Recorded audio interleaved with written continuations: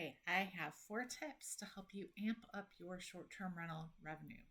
You're an Airbnb host, you've got a VRBO, you're a short term rental operator. Here's 4 things a little bit outside of the norm that are going to help you on your journey. So, the first one is we have a habit of selecting our comps, the people that we compete with. So we're looking at them to gauge their pricing and sort of understand what's happening in our marketplace.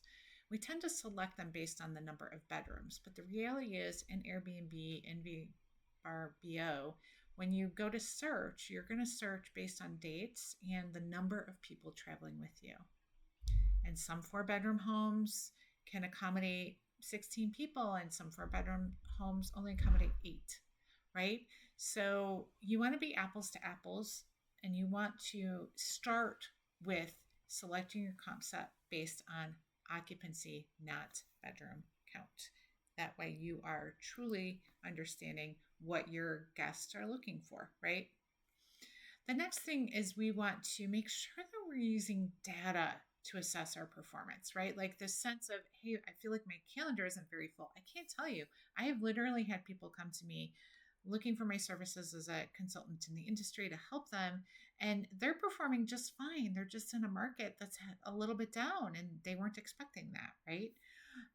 So use your conversion data as one metric to assess your performance. The platforms give you this data very, very easily. So that top number, that 3,423 means how many times this listing showed up on the first page for when somebody was looking for something like their property, right?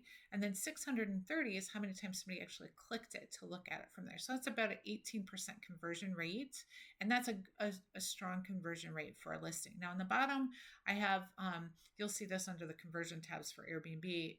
Vrbo, you're going to have to figure it out a little bit. So that 39.7% is the number of times that my listing was on the first page of somebody's search results. And 34.9% is how many times that I showed up in somebody's search results that they clicked on my listing and looked at it.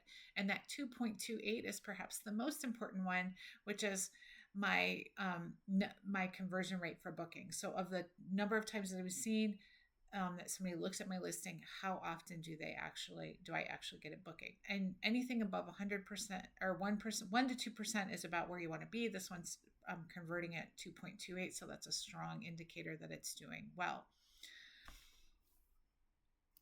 The next tip, again, using data. There's a theme here. The CEO host, I always start with data. And this one, let's talk about using our booking lead time data to inform our pricing strategies. So if you don't know what your booking lead time is, that just means on average in your marketplace or in your portfolio, but you really want to look at this in the marketplace for the purposes of pricing.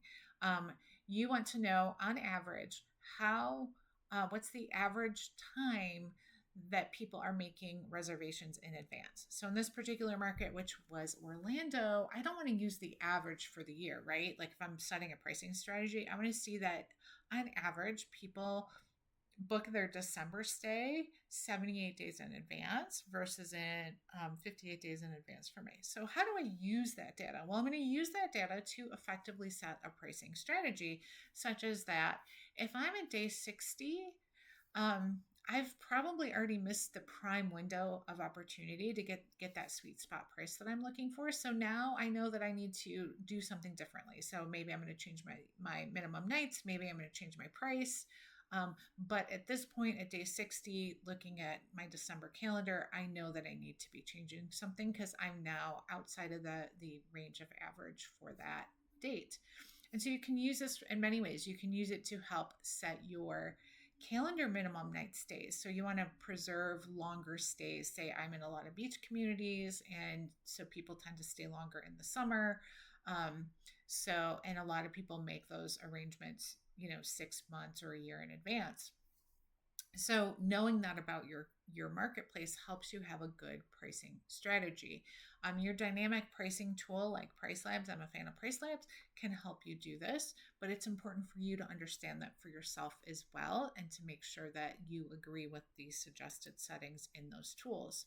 And then finally, we're seeing more evidence we already know science, hospitality science tells us that trust is a big part of lodging choice, of getting to the book now button.